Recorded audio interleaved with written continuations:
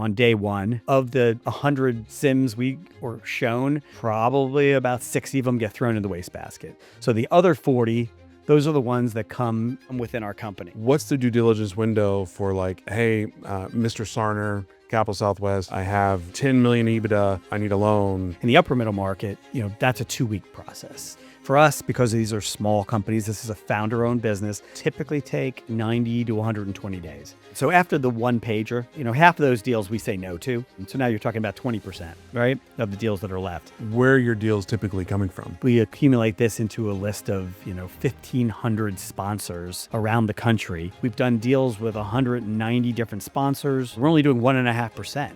I mean, we don't plan on loosening that. Waiting to the very end to talk about the downside, the flip side, the negative side. What actually happens when something goes belly up? Michael Sarner, thank you so much for being here. The first question I like to ask everybody is, what is private equity? Private equity is essentially matching founders who run business or existing businesses with capital.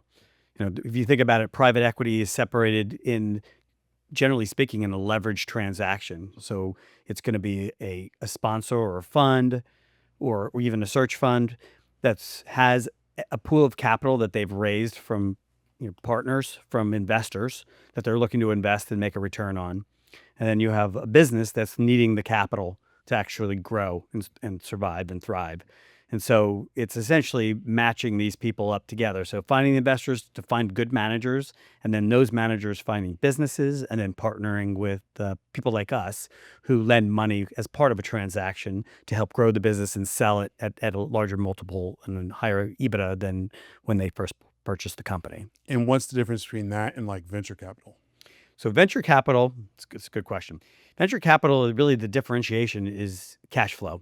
So, and we see this a lot with software companies today. Venture capital tends to be companies that they have an idea, they have a concept, they're spending R&D, right? They've got people, but they don't have revenue, or they have revenue, but they don't have profitability. So venture capital requires a number of fundings, seed fundings, in order to bring that company to a multiple in time. Whereas what we do, and sort of the PE side, which is not venture, is essentially these are established companies that have positive cash flow, that can pay interest, and so that you're helping them grow. And so you'd think of venture capital as at the very start of a company, and the PE kind of traditional lending that we do is more probably in the middle of their life cycle, where they're still on the upward trajectory, but it's already they're past the growth stage and into sort of the mature stage of the life cycle. So speaking of what you do, what would be a good elevator pitch for Capital Southwest? So our pitch was, first of all, it's in the lower middle market, and so this is $5 million to $25 million EBITDA companies. So starting right there, that's a segment or a niche of the market where banks don't typically want to play. You're not going to see Wells Fargo or Goldman Sachs or any of the large banks, or even regional banks wanting to play in that level. In all of the M&A transactions in the market, 90% of them live in the lower middle market, because Main Street America is the engine that drives this country. So there's plenty of supply of deals. And then there's limited suppliers of capital to the space. And that's mainly because people view small companies with a small company bias. These are immature management teams, and, if they lose one customer, they go out of business. And none of that's really true. The deals that we're looking at in the lower middle market, these are companies that have been in business 10, 20 years. They have positive cash flow. But more importantly than that is in the smaller markets, because there is inherent risk with a small company. I can't sit here and say a $500 million company is less safe than a $5 million. That's just not true. But when you do a risk analysis, you put the right capital structure. Because if you look at what we do, we lever at 2.5 to 3.5 times, and other lenders in the lower middle market as well. So putting conservative leverage with these companies. So they're looking to grow. Someone's looking to buy them. They're going to put mostly equity and some amount of debt, and they're going to be able to pay the interest and grow the company over time. So in the upper middle market, the difference is the leverage levels are 6 to 8 times leverage. So if in that perspective, whereas we're giving 40 cents on the dollar and 60 cents of equity in a transaction in the small side. It's the inverse. It's about 60 cents of debt and 40 cents of equity in the upper middle market. So they're a more risky structure when things go sideways. The other part is in the lower middle market, you're working hands-on, especially as a first lien lender, with the company itself and the sponsor, and you have covenants. So like several covenants. In the upper middle market, they call it covenant light. Covenant light is there are barely any covenants. And in our companies, we're working with them daily. Every 30 days, we receive their financial statements and we sit down with them. The upper middle market, that happens every 90 to 120 days. So when you put it together, if we have a problem of a deal that had 3 times leverage and it breaks a covenant at 4 turns, that's not a distressed company. That's a company that we need to sit down and understand what's gone wrong and right the ship. But you have a covenant that brings you to the table. You have reporting that allows you to know that it's happened. The upper middle market, those companies bring in tighter pricing, higher leverage, and how you see it play out is like the defaults might be slightly higher on the lower middle market than the upper middle market, but the recoveries are a lot higher in the lower middle market than the upper middle market, because once a problem is found, it's found so far down the path in the upper middle market that it's a little bit far gone. Whereas in the lower middle market, we have plenty of time to rectify, and including replacing management. So it sounds like, there's that old saying where, if you're a $1 million lender and I default, that's my problem. But if I'm $100 million loan, that's your problem. So the way you could prevent that is you stay active along the way. So before the problem even arises, you have visibility and awareness to help guide the ship.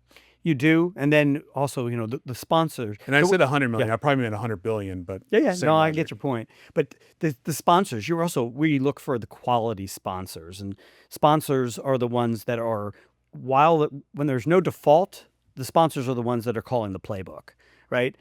But as soon as something goes sideways, the first lien lender now has a seat at the table. And you learn from history working with sponsors, either what you know from other transactions that weren't yours, or in the brutal cases when you work with a sponsor and they don't support the company. So if something goes sideways, as a lender, we're looking for junior capital support from the private equity sponsor to continue to put capital to help right the ship. Right. And so that happens in 99 out of 100 times in our deals. That's probably, in the upper middle market, I think that they probably do that as well. But like I said earlier, I think a lot of times the checks are going to be enormous to fix those problems, specifically when it's happened so far down the line. So before we get too far down the line, you were talking about 5 to 25 EBITDA. Banks don't really play with that because it's too low. Why is that? Because, for me, 5 million EBITDA, 25 million EBITDA, that's massive. Depending on the industry, if you're a 6 to 8 multiple or 10 to 12 multiple or wherever you are in the multiple, Yeah. I mean, that's a huge acquisition if you were to sell that company. And for the banks, it's just too small for them. But I think it's too risky. They're taking capital charges. The most leverage they typically will want to put on a transaction is going to be maybe 1 to 2 turns. And more specifically, they want asset-backed loans. So when someone comes to a regional bank, they're saying, I have this property, plant, and equipment, right? I've got these receivables. This is what I have, and they're going to lend off of the value of the assets. So we're a cash flow lender. So these businesses, okay, it's 5 million of EBITDA, probably some of that. If 5 million of EBITDA means, remember, it's earnings before interest, taxes, depreciation. So the cash flow is actually less than 5 million because interest is coming out of there as well. So there's less. Banks just do not generally lend on cash flow only, because we're working with the private equity in the growth story. They're looking for more companies that are like heavy industrial, heavy equipment, things that they can sell off that are liquid assets, because they're taking as little risk as possible. I mean, I do not want to give you the impression that there's no risk in the lower middle market, and we do get paid SOFR +7. Sometimes there's warrants involved, so there is more risk associated on the lower end, and banks just usually don't have the stomach for that. When we're talking about the private credit side, like if I want to go buy a house, maybe I put 20% down and I get an 80% loan, or whatever naturally people do these days. But like in private equity world, is it are people getting the credit for the acquisition, or are they getting the credit for like operations, or is it a mixture of both? So it's a great question. So typically, take the $5 million company that wants to sell, and they're selling at an 8x multiple, right? So it's $40 million. About probably 95% of the proceeds are, well, portion of it's going to go to pay down debt. Let me start there because there's typically debt already in the business that they brought to the table, the founder.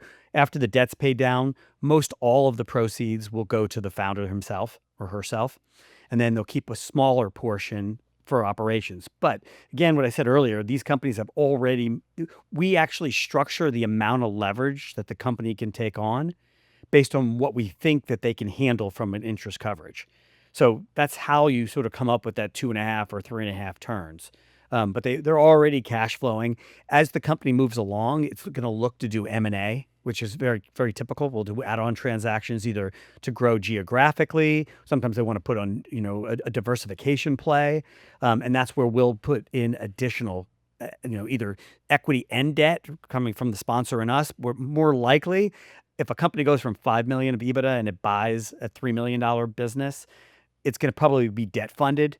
And because it's now a larger entity, it's probably instead of having 2.5 turns of leverage, we may allow it to have 3.5 turns of leverage because the risk is theoretically reduced, particularly if they're buying up other companies and their geographical footprint is expanding. Because you're a cash flow lender, do you still prefer when the business has like a ton of assets? Because if you do have to foreclose, or seize, you have actual stuff that you can, sell off? The answer is yes, but I would tell you maybe 2 out of 10 deals that we see in the boardroom, they'll point that out into the investment committee memo. It's more often than not, you won't have in the businesses we're lending to. And even if you did, you always have to apply, there's some level of salvage value. And because if it's equipment that's sort of dated, it's antiquated, or it's, there's just time frame of how long it takes to actually sell off assets. And when someone's a forced seller of assets, it's a fire sale and you typically are getting 20 or 30 cents on the dollar. So the answer to your question is it's always a positive when they do, but we always discount that asset value. So there's not as much credit as you would expect. Let's talk about due diligence. Like M&A world, obviously you were on the deal table with Lane and I. And one thing I've learned in Lane being the lower middle market sell side advisor, he always brings up that whole process could be 6 to 18 months. Obviously for M&A, completely different story. What's the due diligence window for like, hey, Mr. Sarner, Capital Southwest, I have 10 million EBITDA. I need a loan. Yep. What's that process? And this is heavily differentiated between the upper middle market and the lower middle market. In the upper middle market, because these are known names, very large names, and all the information's public, that's a 2-week process, 2 to 3 week process where they decide whether they're going to make an investment. For us, because these are small companies, this is a founder-owned business it's first institutional capital. I'll start with saying that the processes typically take 90 to 120 days. And so the typical process is kind of what you just said. We get what we call a SIM, which is a marketing deck that's provided by the broker that the founder is working with, saying, look, we're looking to be purchased.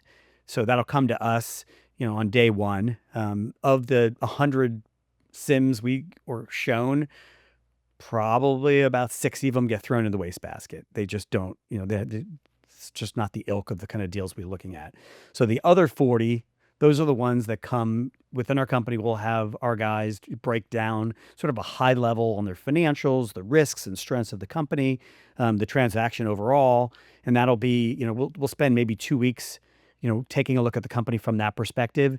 And if the deal side believes it's worth showing to the investment committee, then we get together, so call that 2 weeks later, and we'll have a 30 to 45-minute conversation and determine whether the business makes sense, whether what the pricing should look like, what the leverage level should look like, whether we think that we like the sponsor.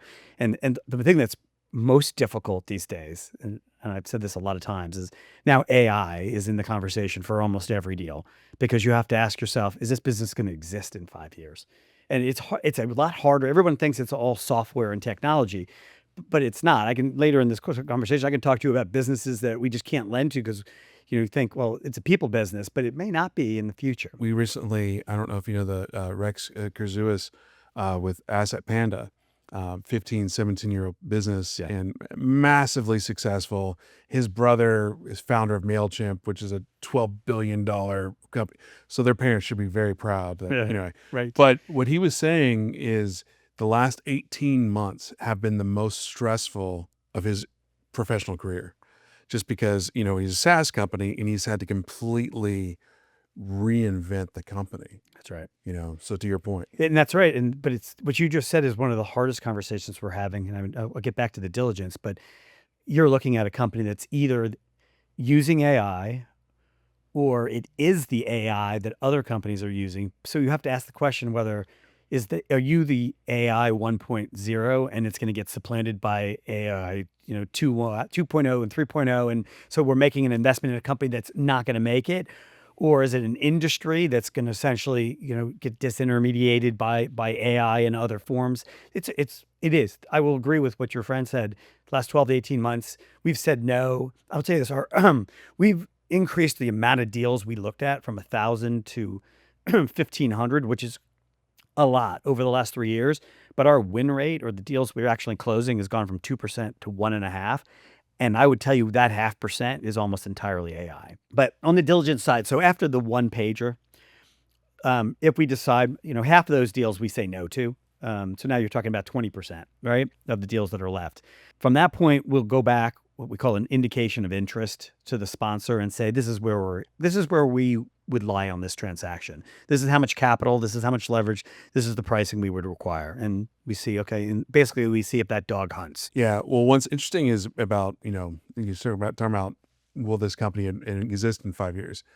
It's not just AI. Like, I think what we're seeing with all the conflict in like Ukraine and Israel and Iran, even the defense sector, like the days of spending 18 years to develop a multi-billion-dollar platform when this $2,000, $5,000 drone, can negate that. It's like, okay, we need to pause. So like what Andrew's doing and just being like having to speed up with that being able to speed up the process of ideation to weapons deployment. Yeah. Like, and that's a field that's been, they've been pretty comfortable for like the last 80 years post World War II.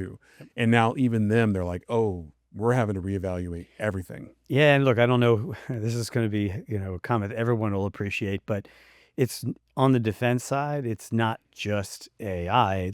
It's also the way that this administration operates in terms of lobbying, in terms of, no bid processes, et cetera, where we were generally comfortable investing in government contracting because you're like, these guys are part of a cabal of service providers that always win. They may not win every contract, but they won some.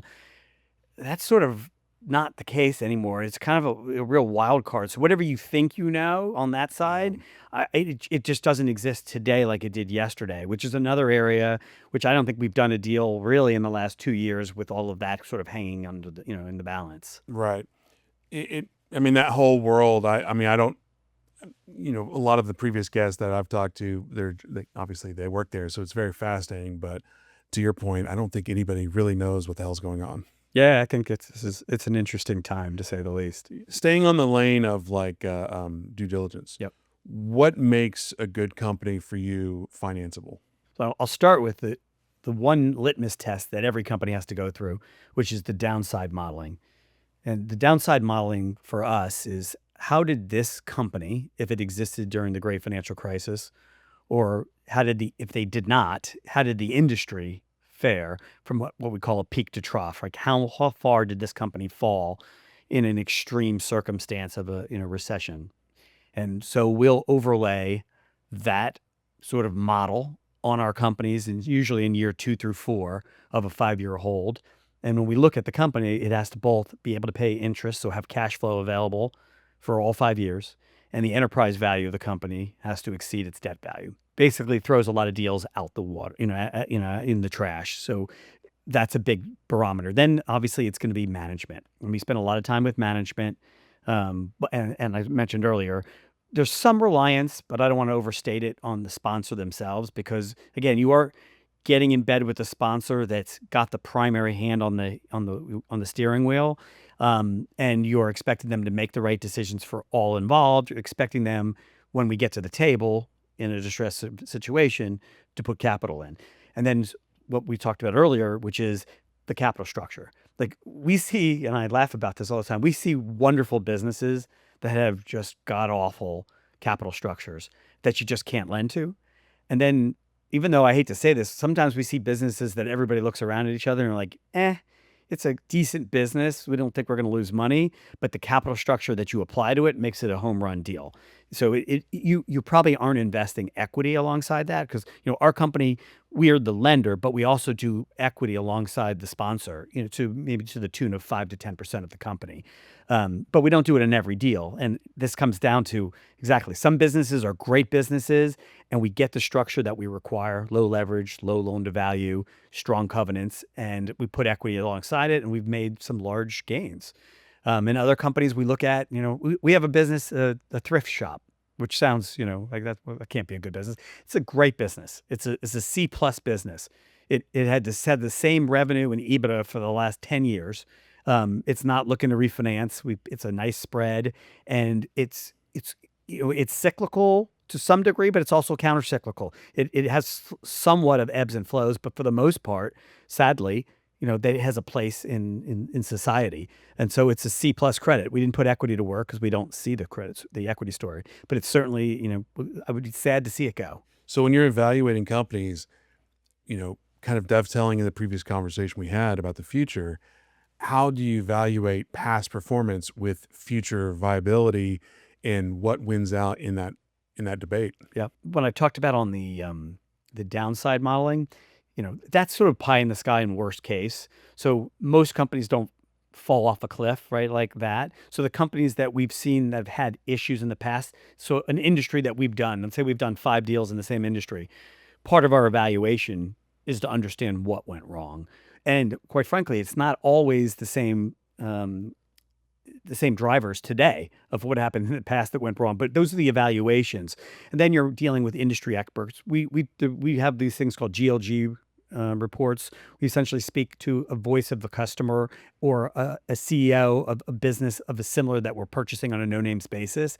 And so we're doing our own underwrite on what we think could go wrong, what we think that the mitigants are, what the strengths are, and then we're verifying it against people that are already in the space, doing obviously desktop research, and then comparing it to what we've seen in the past. So I think we do all of those at the same time, kind of gives you a 360 perspective of whether we think that the risk is something that we can withstand. What the borrower themselves, like the individual person or persons, like how do you evaluate those individuals? Because obviously when you're investing into a company, the founders, I mean, that's their character.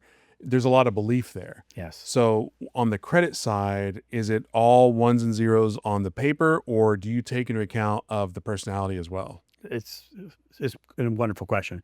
And we just killed a deal last week. We went all the way down to basically the last week, and then we did a background check, and they had some level of fraud 30 years ago, but it called into question whether you can get in bed with them. So absolutely that matter.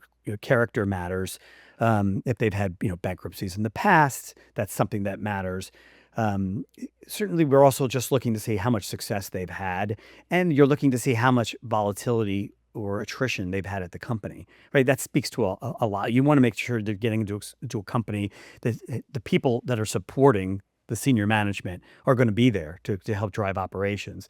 And so you're assessing, the health of the company through the like I said, the attrition levels, and as well as just the dollars and cents of how they've done over the last 5 years. Because if they're growing, but they're turning over their staff, I mean, there's a whole level of volatility that it's tough to underwrite.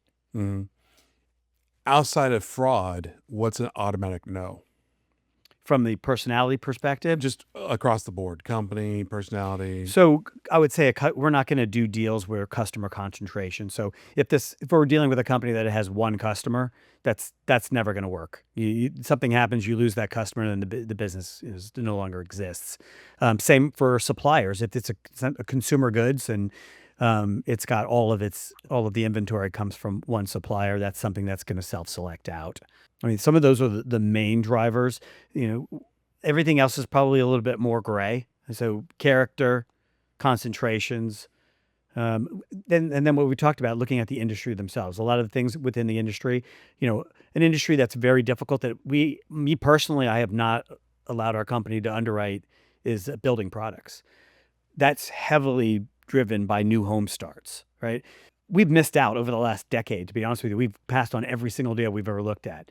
But the notion is when you have a recession, right, those companies tend to trough considerably. So there's some industries that are just hard to get comfortable with. I will also say that, we don't typically invest in, anything that's a little bit on the fringe. We have never done any cannabis deals, which though I'm not saying I'm personally against it, but we've had a harder time because you are running a public company. And so you have to be sensitive that you're not turning off some of your investor base. Well, and laws change. And laws change. Look what exactly. happened in Texas, yesterday, a week ago, a month ago, whatever it was. Yeah, that's exactly. So you just rose to a different one. Stroke of the pen, Rich. I appreciate you bringing that up. Stroke of the pen, risk. So if we're dealing with a company, particularly that has some sort of regulatory environment that's protecting it, and that could change based on the turnover of, either whether it's the government, federal government, or state government, that is something that is very difficult to overcome and typically we'll pass on. Yeah, I was, this is, not necessarily in the vein of this conversation, but a while back I was at a energy conference and one of the conversations was they're still on the books, all these regulations that were written during the Biden era that nobody is abiding by because they don't necessarily want to implement because it would be a heavy cost to implement all the things that Biden had written. Right. And then why would they do that when this administration is most likely going to, get rid of it? So they're playing, and it was just fascinating to hear that all these high level, and this was at a law firm, by the way, right, that they were just like, we're playing the sit and wait game. Yeah. Well, that's happening now in the manufacturing space. The tariffs that were all put in place were all designed to bring investment home here. And obviously it's not happened, and it's not going to happen because by the time these companies picked a site, developed the warehouse, built the warehouse, and moved in, it's 5 years from now. And it's going to be a different administration that can have a whole different set of rules. And so you're exactly right. There's a lot of people that are on pause that way. So sometimes, what you want to get accomplished and what you can get accomplished are very different. Well, I mean, look at data centers. Like data centers right now are the it thing, it's the pretty girl at the prom or the dance, whatever you call it. And all of a sudden, all these municipalities are like, we don't want it in our backyard. And it's like you said, it takes a long time to get all that paperwork, all the equipment, extra, everything in line to build the thing. And all of a sudden a city says, nah, we don't want that. So we're seeing that. We already have, I think, 4 investments in data center adjacent industries. And it is overheated. And what you just described to a T, I can't do any better, is it's exactly what you're seeing, is that there's a lot of delayed, people have raised the capital and ready to do these projects, but they're seeing all sorts of red tape. And so there is a slowdown.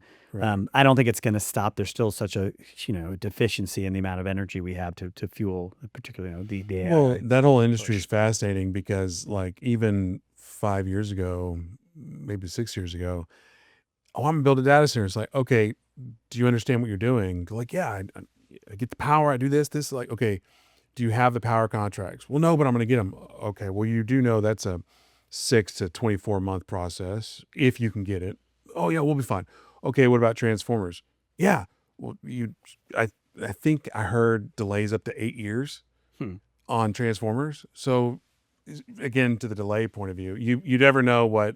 So domain expertise, I'm sure, comes to account on the borrower side of working with you. Is are you actually an expert in what you're saying you are?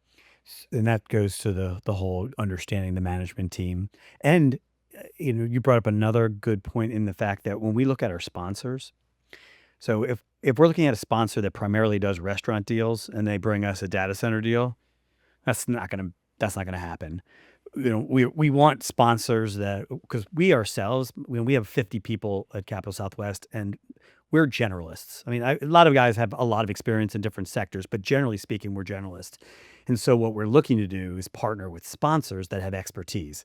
And that's, just another way to make certain we're bringing another smart individual, we like to call the adult in the room, alongside us to make good decisions. And it's not just the decision at close, right? There's the add-on decisions. There's when there are hiccups. People think you make the right decision or the wrong decision on day one, and it's not like that. This is a living, breathing process, and so it can go right and wrong on any day between the first day and in year 5.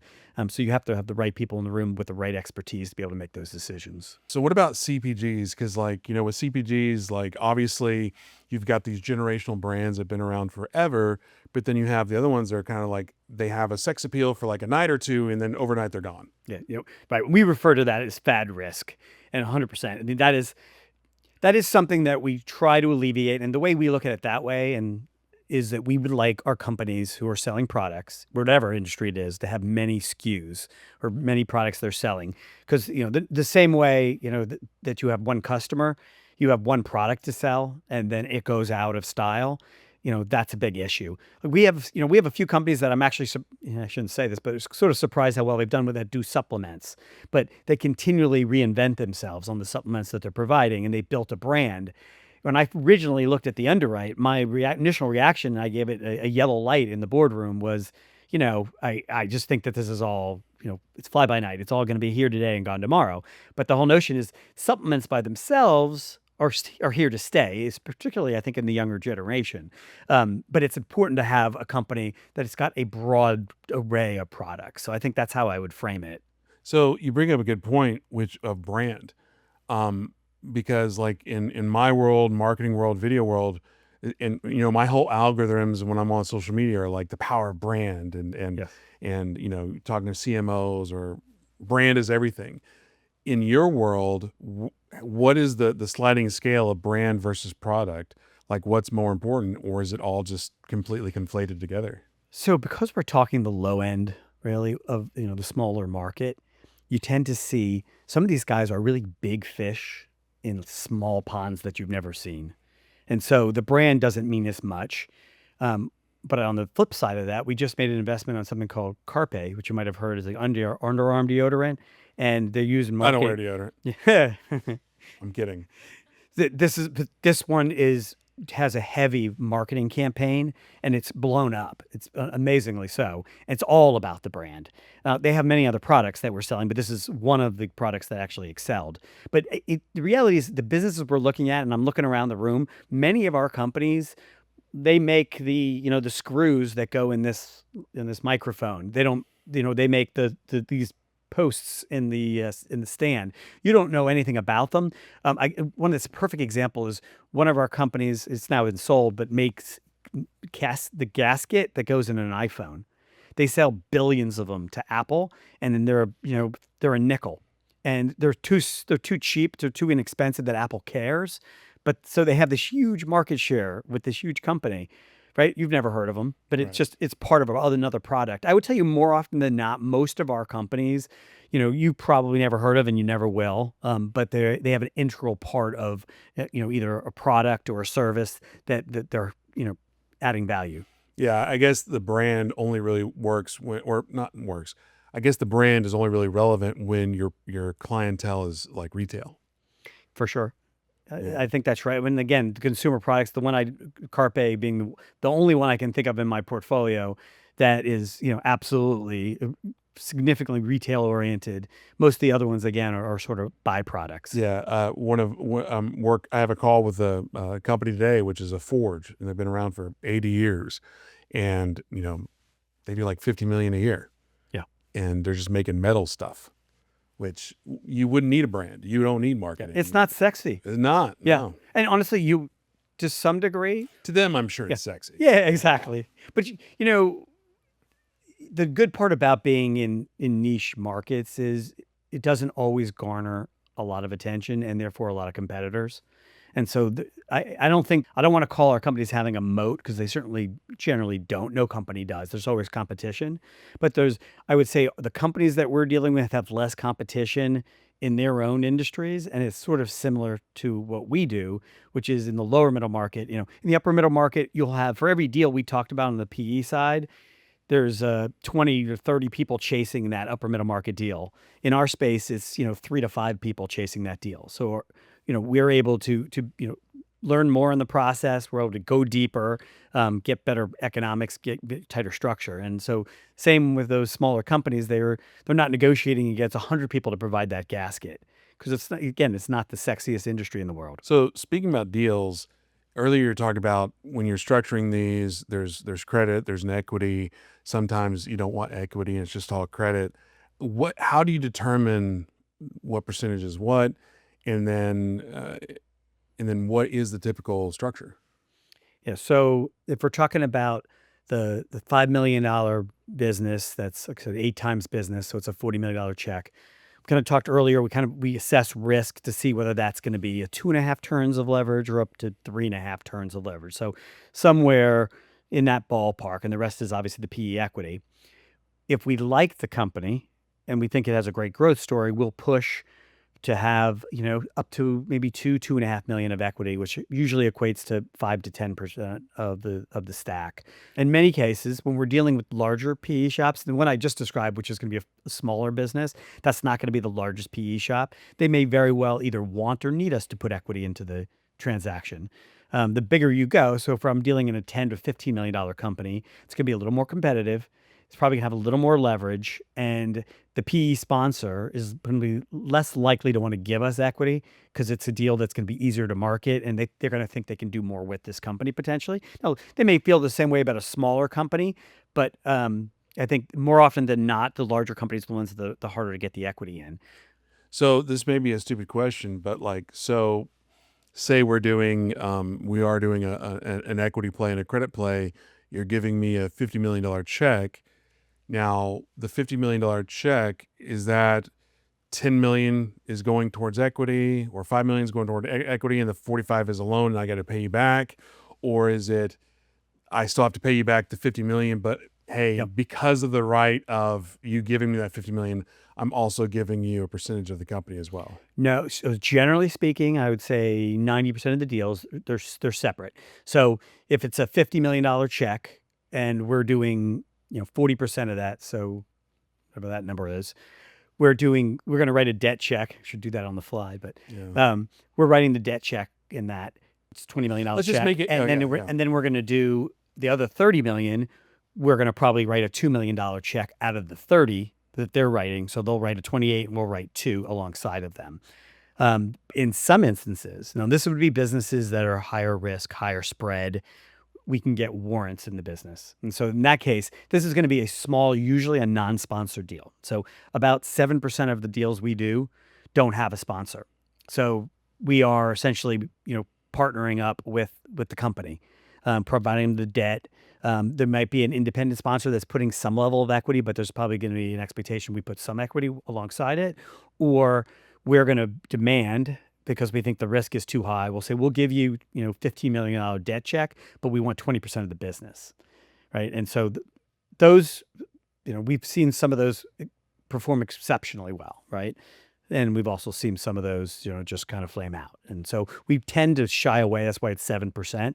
You prefer to have the sponsor writing the check, driving the business, and particularly the two things when things go wrong, the sponsor needs to do. They need to put in money to support the company, and they need to have expertise to help manage going forward. And we always say, if they either need to provide one or the other, because there are instances where we'll have a sponsor say to us on the third round, when there needs equity to be put in, saying, look, we're not putting any more equity in, but we're going to devote an operations professional who we think has value, and we will let them stay in. Because the alternative is, as a first lien lender, we can just take the company.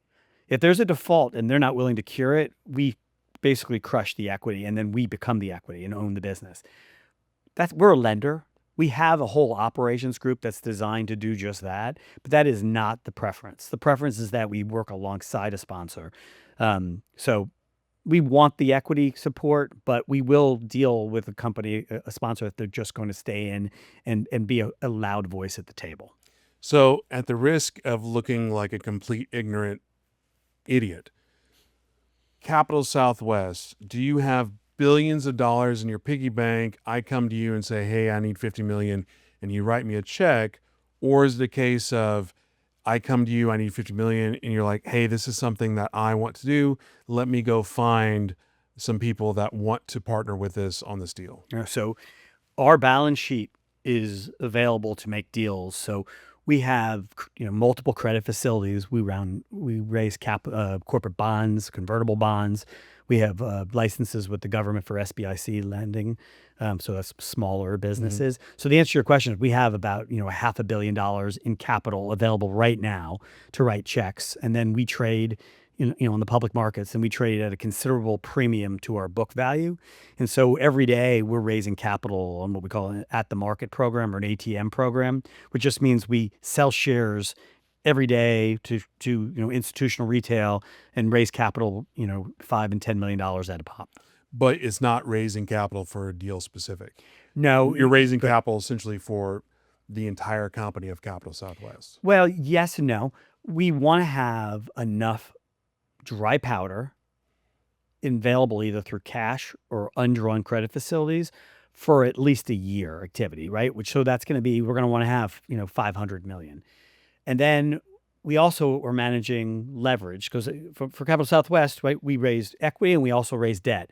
We prefer to be the company to have is basically leverage it 1-to-1 debt to equity. So for every dollar we invest in a business, it's usually we're going to raise $1 of equity and $1 of debt and put it in that $2 to work. But if we were to raise a number of deals and do it with debt only, right, then we'd have to go to the equity markets and raise money. But we do this simultaneously to sort of manage that leverage 1-to-1 at all points in time. So it's available either through debt or through equity. And then again, we hit the bond markets, and many in our space do, once or twice a year. And we're investment grade through Fitch and Moody's, which allows us to raise capital. I don't want to say fairly easily because it takes a lot of plane rides and a lot of conversations. But we've built a reputation and due to our performance that we have the ability to raise, $500 million in a 2-week process. But essentially, if I give you $1, it's not going to a specific project that's laid out right then and there. I'm giving you $1 with thinking that, hey, I'm trusting Capital Southwest to do Capital Southwest things and make that $1 worth more. Perfectly said. Got it. Well, I don't know if it's perfect said, but I appreciate it. Yeah. Let's talk about check size. Like, obviously you have your range, but what is the typical and then going back into the typical size of the structure of it. So what is the typical check size and what is the typical structure of that check? Yep. So the typical check size, we're able to write a check for any individual company around somewhere between, $25 and $50 million. And I say that because it depends on what the company looks like. If it's a company that typically grows to 50 through add-on acquisitions, because if I back up on that question, we originate most of our deals in the $5 to $8 million range of EBITDA. So that's typically going to be a $20 million check for us. And then we, along with the sponsor, grow that business. So that $5 million EBITDA company will end up being a $20 million EBITDA business. And we'll have done that through increasing our debt check. So it'll start at a 20 million check and it may grow to 35 or 40 before it's eventually sold. And that's typically, if the high end for us is 50-55. And that is going to be mostly predicated on a business that we've grown comfortable with over time. Speaking about the deal flow specifically, where are your deals typically coming from? Obviously, we're doing this podcast not because you like me, but hopefully it generates some interest and get people to call you. But where does your typical deal flow come from? Sure. Well, I do like you quite a bit, Ryan. But having said that, so all of our deal professionals, we meet on a monthly basis and we do our marketing meeting. We look at the market and see what deals we've seen, right? What companies have come to market that we've seen and lost or seen and won. And then we do diligence to find all the companies that we read about that were closed that we never even saw. And we accumulate this into a list of, 1,500 sponsors around the country that have done deals, and then we prioritize which of these deals were lower middle market deals where our capital is relevant, right? Where it's a smaller check, right? It's under the sub $15 million EBITDA where we would have been relevant. And we look at the spread that it closed at and the structure and say, okay, these sponsors are doing deals that are really relevant. We could be helpful to them and us to them. And so these guys will hop on a plane, and they're doing this, 2 weeks out of a month. They're identifying the sponsors that they need to speak to. And so they'll go to LA or Milwaukee or Cincinnati and Chicago, and they'll sit down and have coffee or lunch and dinner with, 20 sponsors. And they'll explain our business and explain how we could be helpful. And so the process from there, usually these guys will start showing us their, their the lesser of their deals in the beginning, because they have their core lenders, right? So it's hard to break into it overnight. They'll show you some deals, and we try to be helpful, which is to say is we'll bid to lose, but show them how we can be helpful to them. And then in time, usually probably call it in 3 months later, they find a deal and they're like, hey, Capital Southwest could be relevant here. They'll send the deal over. And the more and more that they see us bid on deals, put in IOIs, and they realize, okay, these guys are in our realm. Eventually we get a deal. And once we get a deal, they'll find out that we've got a lot of expertise because we've been doing this a long time, and that we can be very flexible, that we have strong covenants. We're flexible capital relative to banks for sure. And even some of the other funds that we compete against are like SBICs. All right. So this is the SBA funding I talked about earlier. These funds do deals once a year. They don't have a whole lot of capital. We're permanent capital vehicle.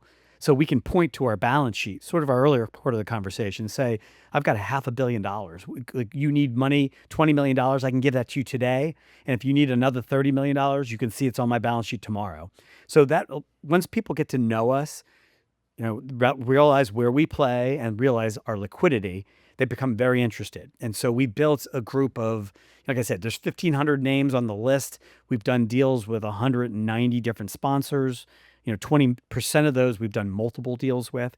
And so, each of these sponsors is going to look at maybe 3 to 5 deals a year. And so, for some of them, we're doing 2 of their deals. And if you kind of count that up, we're only doing about 20 to 25 new platform deals a year right now, which is an exciting part of our business, is that I told you earlier, we're only doing 1.5%. I mean, we don't plan on loosening that, but as the total deals that we're seeing has grown from 1,000 to 1,500, and if it grows to 2,500, we'll continue to do more platform companies. And I feel like we have all the sponsors we could ever need, but that's the lifeblood of the company, is finding those sponsors. We talked about character earlier, but what about personalities? Because like in the M&A world, obviously, if I'm a founder, family business, and Lane, I've been educated me a lot on this, is where you spend months and months and months to put the deal together. Everybody's at the closing table, and then the founder's like, never mind. That happens. And that's a personality thing. In this world, how often does that come into play? That's kind of a rare occasion. We see that as a negotiation goes along. So remember, first of all, the sponsors are vying for the deals, right, through a broker. And they'll go through 10 different, through 10 different other sponsors. So they'll win the deal, right?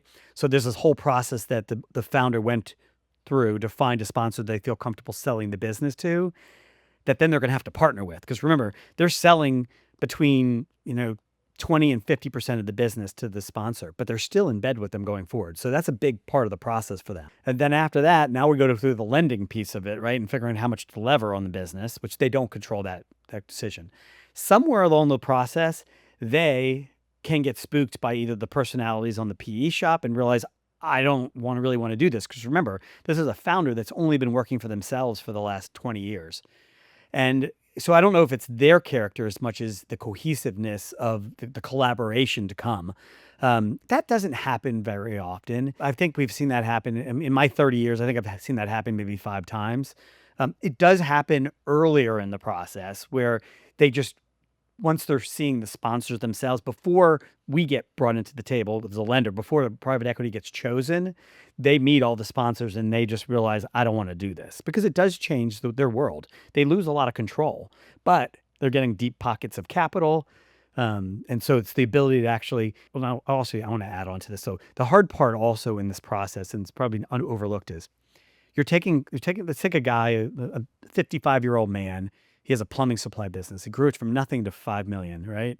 He's living in his home, the same home he lived in for the last 20 years, and he's been drawing $150,000 to $200,000 in cash, right? That day that he sells it at 8 times, that's a $40 million check. Net debt, he's walking away with $20 to $35 million. The character that we worry about is, did this guy just get what we like to call country club money? And if they're integral to the business, if we need them because it's a sales business and they're the guy, or they make some sort of product that everybody thinks that his name is integral to continuing to move forward, that is the question that's always in the back of my mind. Is this too much capital for this guy to handle? Is it like key man risk or something like that? It's absolutely, that's what it is, key man risk. And the way we get around it is we require them to roll over equity. And so, but you know what? Everybody has a different number in life, right? So if that one person got 35 million and now they still have another 60 million in value, you're hoping that they're going to work hard for that 60, right? And that's what you try to figure out. Like and you do that by asking the questions, like, what else do you want to get accomplished? What's left meat on the bone, right? And there's a lot of conversations. The sponsors are spending, weeks with this founder, having dinner, having meetings to try to they were really trying to answer your question, is what's the character of this individual? And that's in the case where they view them as essential. There are a lot of times, call it 40% of the time, where we realize this person has grown a business and the bench strength underneath them are really the people operating the business. And this is a lifestyle business for them. And so we're just as happy to see them go. Will make them. The reason you also require rollover is you want to make certain that they believe in the business too. If they took we had a deal last week. I'll tell you right now, I love the business. The owner said they're not rolling anything. That's a deal breaker. Because that signals that they don't believe that it's a real thing. Well, maybe they think that they've squeezed all of the juice out of the lemon. I mean, and oftentimes they're just saying, "Hey, I want to cash out. I'm done."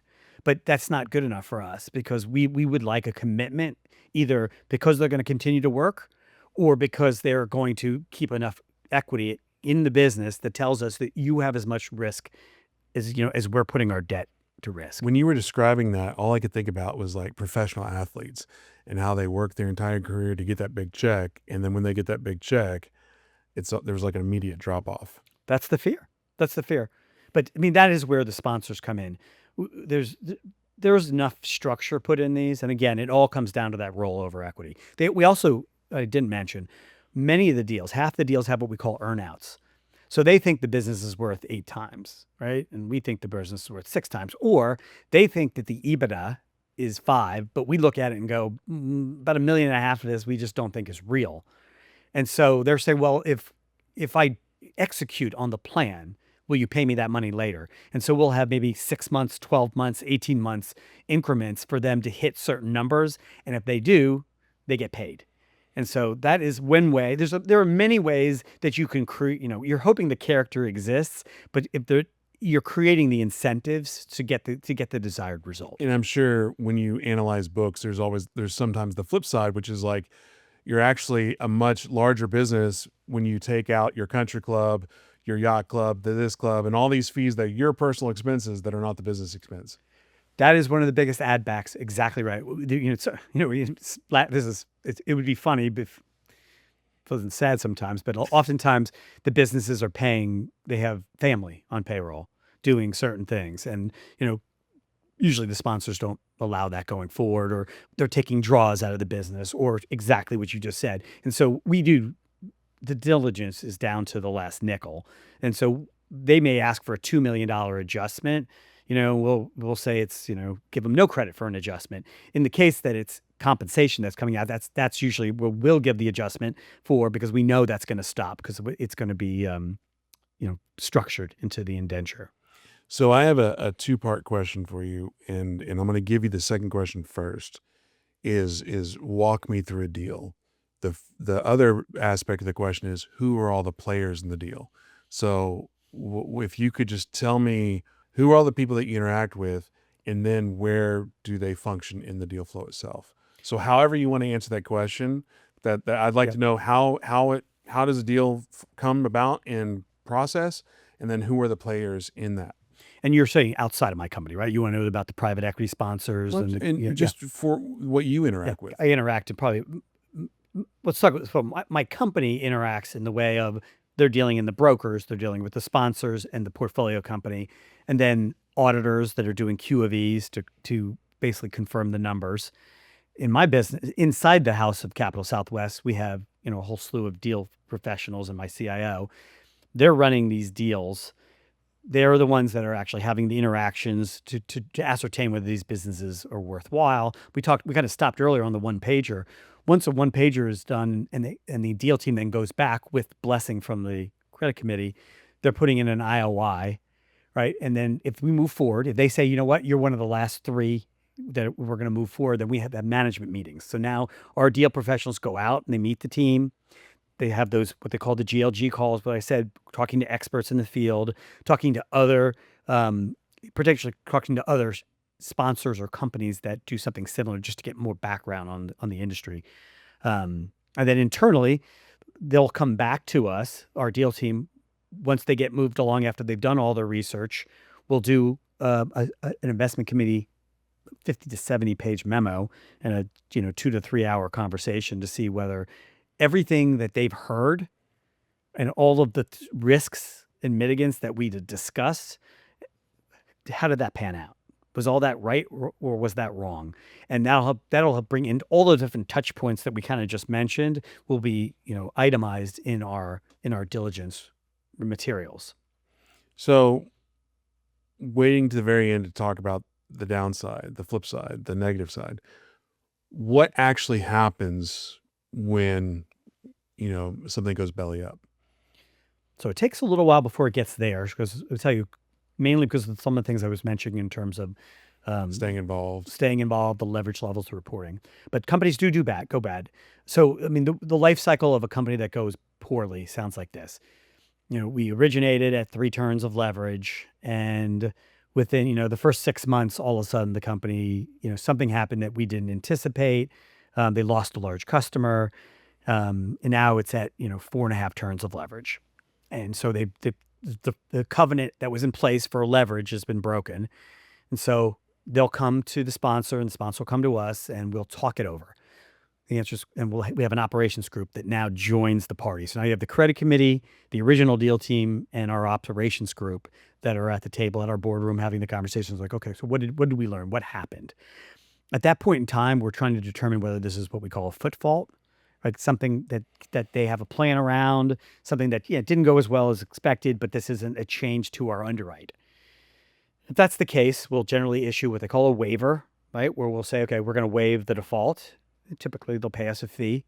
But as the first lien lender, we're like, okay, we're the ones that hold the power for that to happen. And if we're not willing to do it at that point in time, and that's 1 in a million at that stage right then, then you're foreclosing on the business and trying to get paid. That doesn't happen. So I would put that on the side. Most of the time at this stage, we're providing the waiver and the amendment saying, okay, we're going to reset the covenant and give them some breathing room. So let's say it goes on another 6 months and lo and behold, it's now 5.5 times levered. Now we have a bigger problem. So now the question is, if you recall, we levered the business so that it could run operations and pay its interest. Well, now it's 5.5 turns of leverage, and now it's unable to service its entire amount of debt. And if that's the case, what you'll typically see is you'll convert some of your cash into PIK, and you don't do it on a forever basis. You do it on 1 to 2 quarters. So you'd say, okay, you owe me 10% in cash interest. Well, this quarter, you're going to pay us 5% cash and 5% PIK. Or for the next 2 quarters, it's all PIK. PIK just means you capitalize the interest without having it then pay it. So what happens is you owe me, it's a $10 million loan, you owe me 10%, right? That interest, that $100 now goes into the principal. Now, next month, you owe the same 10%, but on a higher principal balance. You're just not paying me anything. So you're paying interest, not principal. You're not paying either in PIK. PIK means the interest just it's tacked onto your principal balance. Oh, okay. So that's what we call a PIK. It's called a holiday. We call it a pick holiday, because we're saying, okay, don't pay us cash for a few quarters, because we're going to let you kind of right size, because you need cash flow to execute on the plan to recover. And so, but we never give them, in perpetuity, because then you're basically asking for trouble. Right. We're trying to keep them on a short leash. Usually starts with 1 month, and then maybe 1 quarter, I should say, and goes to 2. And if that doesn't fix the situation, if in 6 months from now they come to us and go, we still can't pay interest. I've never heard the word pick though, but basically it's just payment in kind is what it means. So Yeah. payment in kind, meaning you paid it, you owed it, and you paid it in the way that it's now part of my principal balance. Got it. So it's like I gave you a loan and I just, I tacked it on. So now you owe it to me, but the interest is what formed the principal. Got That it. makes sense. What are some myths about private credit? I think, Or what do people get wrong? what I would say what they get wrong is private credit, and this is more in the upper middle market than the lower middle market, like deal volume and capital available for these funds is predicated a lot on headline risk. Think about this. So what happened probably with AI and software, like the SaaS models. I mean, for the last 30 years, all I wanted to do was find businesses that were SaaS models. Yeah, learn how to code. Right, but in our world, like SaaS models are models where it's a subscription, right? And you're getting a subscription. That's the highest form of regular payment. Like as long as you're seeing a retention extremely high relative to a company that does does projects. Like that's one and done, and then you got to rebuild itself. So you like that a lot. But over the last 6 to 9 months, you saw all of this headline risk associated with SaaS models and software, and it's all bad. And so all of the capital markets sort of dry up for this is really the larger market companies. But it filters its way down to some degree. But M&A is very predicated in the large market by the, like I said, the ability to continue to raise a transaction where people think that the industries have value and growth. In the lower middle market, the M&A activity is really based on the aging demographic, right? You're still trying to find private equity sponsors. Tsunami wave. Yeah. So, Silver tsunami. Sorry. Yes. But that's been going on for a while, and that there's still so much legs to it. So there's a constant drumbeat of M&A activity where I live, where we don't see it ebb and flow. But your question is like, what's the two things I would say is the headlines really impact business on the upper middle market and turn it on and turn it off. And then what I do on the lower middle market, people have this small company bias where there's a lot of companies that just don't want to touch it, right? And I think that there is a nice cottage industry of lower middle market lenders now and private equity lenders that sort of helped to grow it and dismiss a lot of those concerns. But I think that's going to always be the same. People would rather lend money to IBM. The funniest part is that you're lending money to IBM for SOFR plus 250, right? And the company's levered 10 times. We're lending to a company that's probably 5 to 10 million of EBITDA. We're getting 12%. And its leverage is so conservative, and we have so much control of the company that you're likely to have a better return at the end of the day. But some people just prefer to have a name and a larger entity. I mean, I'm kind of dismissing the fact that IBM I'm using it as just a hypothetical, but too big to fail, right? Small companies are not too big to fail, and everybody knows that. We spoke earlier about peaks and valleys and how if a company is able to weather those valleys, they're a little bit more attractive. What about for Capital Southwest? What are the peaks? What are the valleys for you guys? And they could be real or they could be forecasted. I'll tell you, like we've had last 11 years, we've had a pretty solid run where embarrassingly it's been, we've been up and to the right. I mean, we're trading probably a little bit of a pitch, but it's just true. When we started this business, it was a spinoff of a public company, and there were 46 publicly traded BDCs, and we were ranked number 46. Today, we're ranked number 2. So I don't have a whole lot of war stories to tell. I will tell you that it's a lot of grinding. I mean, there's just the difference between what we do and the hard part is we're doing such small checks. The average check size, even though I told you some of them grow to 50, is $15, $16 million. And so you're not going to get it right every single time. The importance is to have granularity. So when you do have defaults, and you do have the ability to recover that capital. And that stemmed a lot of the issues that we might have. I think what a big problem that we had in the early days, we had three employees 11 years ago, and now we have almost 50. Hiring people in the last 10 years to a company that's as small as we were was very difficult, right? You're asking people to take a chance. Today, even though we're only 50, it's made a huge bit of difference. We're over 2 billion in assets now, and we had zero assets then, so we have a lot to point to. So, the importance of doing any job, and particularly is understanding that whatever happens today, there needs to be a plan forward. Things aren't always going to go perfectly right. I mean, you caught me on a day where our stock's trading at a 50% premium to book. I'm feeling pretty successful today. Tomorrow there might be something in the market and we're down to 20%, and then I won't be quite as handsome. But it's being consistent every day and making certain that we're extremely granular in everything we do, so that one mistake doesn't bring the entire organization down. It's funny because it reminds me of one of the lessons I've learned with the deal table, which is everybody has the same problems. It's just where's the comma, and it's people, processes, technology. Before we started this, we were talking about hiring and how AI has made it almost impossible to hire now. Not because of, oh, you can replace this. It's because you put out a job posting and there's 100 million different applicants that are, maybe they're real, maybe they're not real, maybe they're qualified, maybe they're not qualified. It's paralyzing. When it's just like, can somebody just come into my office, say, hey, Ryan, hire Shannon, hire Steve, Yeah. you know? So how are you adjusting with that right now? Or are you still trying to figure it out? So there's two aspects to this. And one is what we do organizationally. And then two, it's obviously what's happening with deals we're looking at. I think we talked about how hard it is to determine where AI is going to land.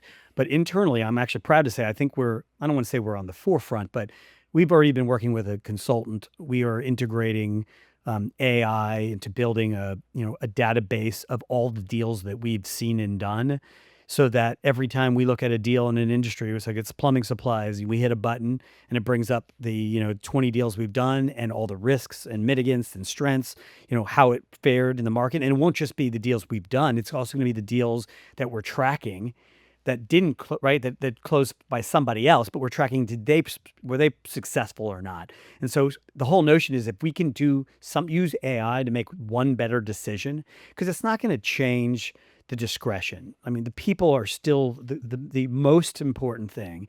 The people that I work with, I mean, I get to sit here and have this conversation with you, but they're doing the work. They're brilliant. They put their blood, sweat, and tears into everything they do. And things are we're trying to help them make better decisions, but at the end of the day, it's their decisions that they're making. I do think I do think in the future, could there be less junior people added to teams, whether it be our company or any other? There's that possibility, because if you're able to actually decipher and pare your analysis down a lot quicker. I mean, I heard a call with or a panel I was at in New York last week, and Carlyle was saying that their one pager process, the one I described earlier, it used to take them 2 weeks. Now it takes them 5 hours. And then they're basically able to put all their information into AI and it kicks out in the format. And that's what we're working towards. We're not going to dismiss a single employee. We're going to grow with the people we have. But could it slow down in years to come? How many additional junior analysts? I see that as a possibility. Well, I think the most common saying is AI is not going to replace you. Somebody who knows how to use AI is going to replace you. Right. And going back to your comment about making it 1% better, save money here, save money there, it reminds me of a woman I knew at SMU who had, I mean, her resume is ridiculous, and investor here, investor there, and millions here, millions there, and somebody asked her, why are you doing an executive MBA? And her response was, sure, this costs time and this costs $150,000.